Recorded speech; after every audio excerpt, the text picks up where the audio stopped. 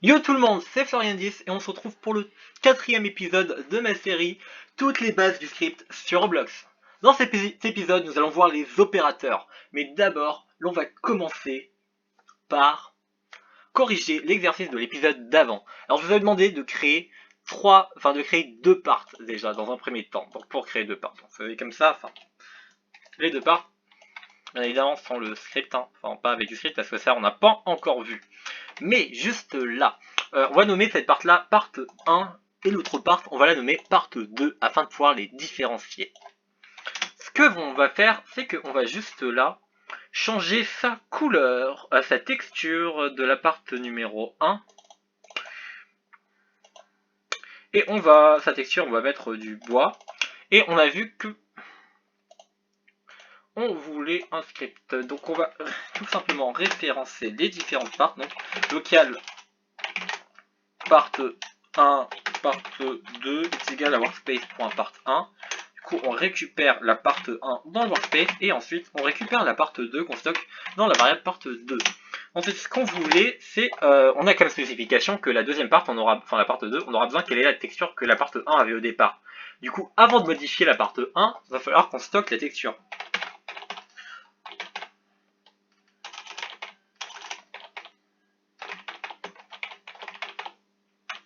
Donc on va stocker la texture de base de part 1, donc matériel.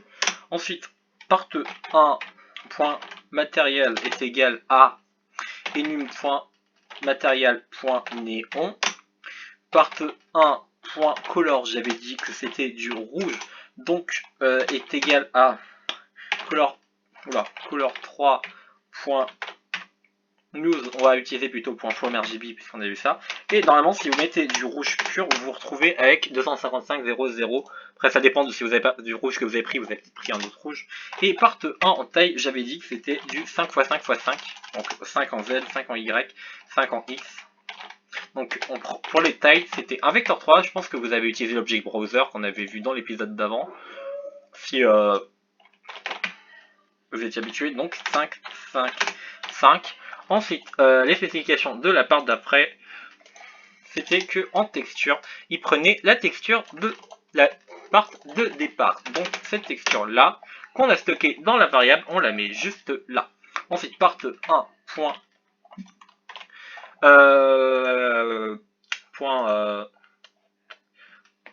Faut qu'on mette de couleur bleue déjà. Donc on va mettre en couleur bleue.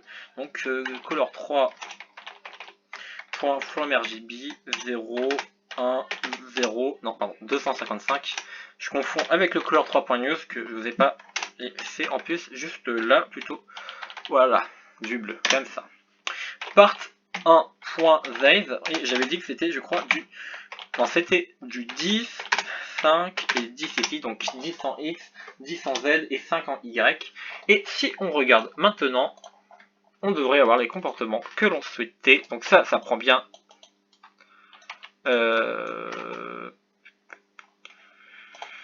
En fait, j'ai muté la part 1 encore une fois, au lieu de muter la part 2.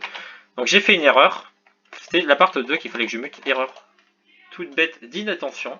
Les erreurs d'inattention, vous inquiétez pas, ça arrive très très vite.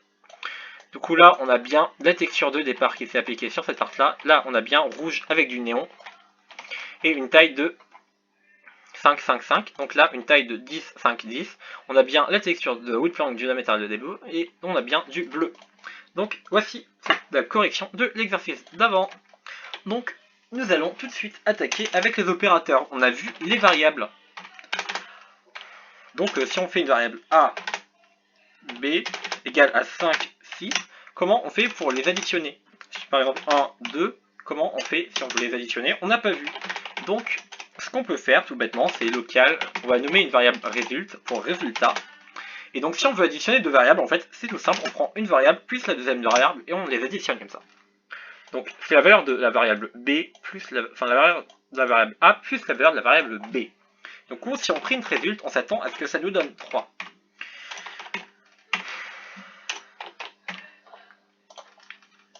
Si on regarde dans la console, on a bien 3 comme résultat. Et c'est normal parce que c'est ce qui est attendu. Si on fait ça directement là, au lieu d'utiliser une variable intermédiaire result, on peut aussi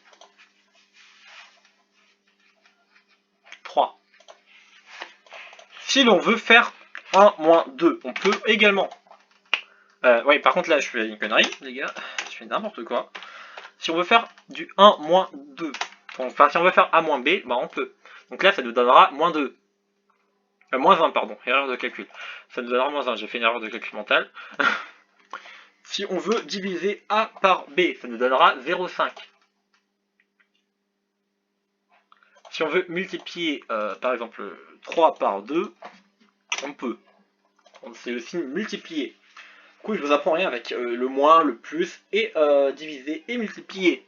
Alors, faut savoir que, également, les priorités s'appliquent. Si je veux faire, par exemple, si je veux faire A fois B plus 1, il faut que je fasse des parenthèses si je veux que ce soit bien par B plus 1 qu'on multiplie.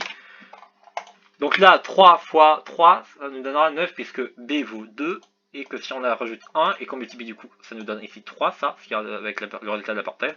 Donc 3 fois A, ça nous donne du coup 3 fois 3, ce qui fait donc on a normalement 9 comme résultat. Voilà. Donc les règles des priorités s'appliquent également. Ensuite, on a l'opérateur modulo. Qu'est-ce que c'est modulo? Alors, rappelez-vous quand vous étiez à l'école élémentaire et que vous avez appris à poser des divisions. Il y avait un reste division.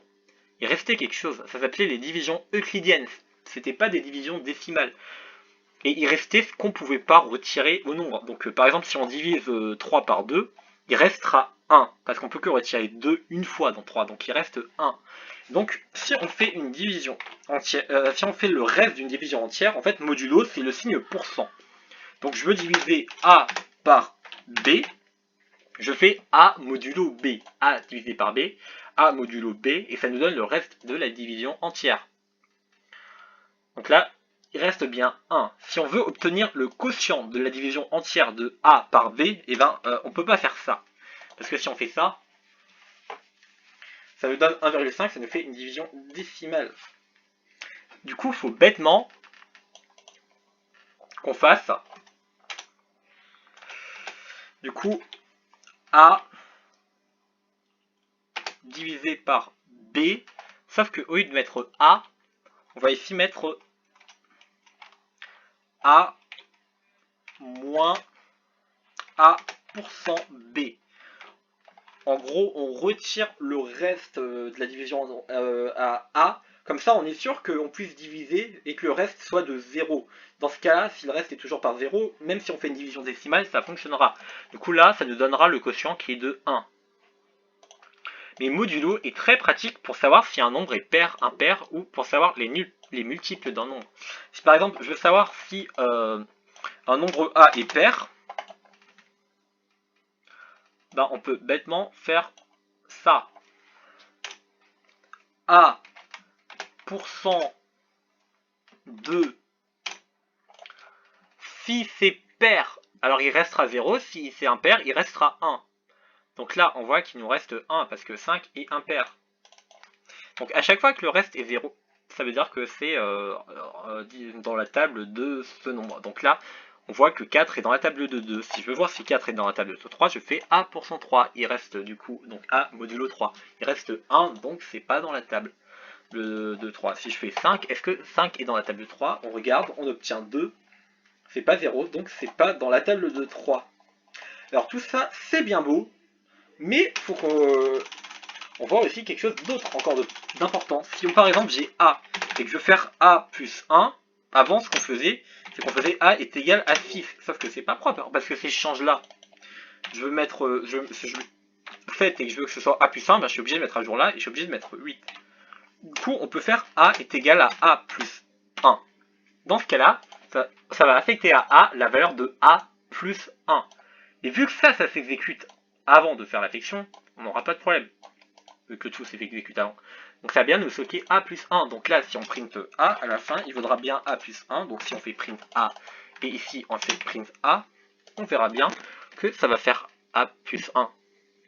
Mais l'UA nous permet un raccourci de syntaxe. Au lieu de mettre A plus 1, on peut laisser le 1 comme ça, mais on peut faire A plus égale 1. On met bien le plus avant le égal. Et ça nous prendra la valeur de A, et ça y rajoutera 1. C'est exactement la même chose que avant.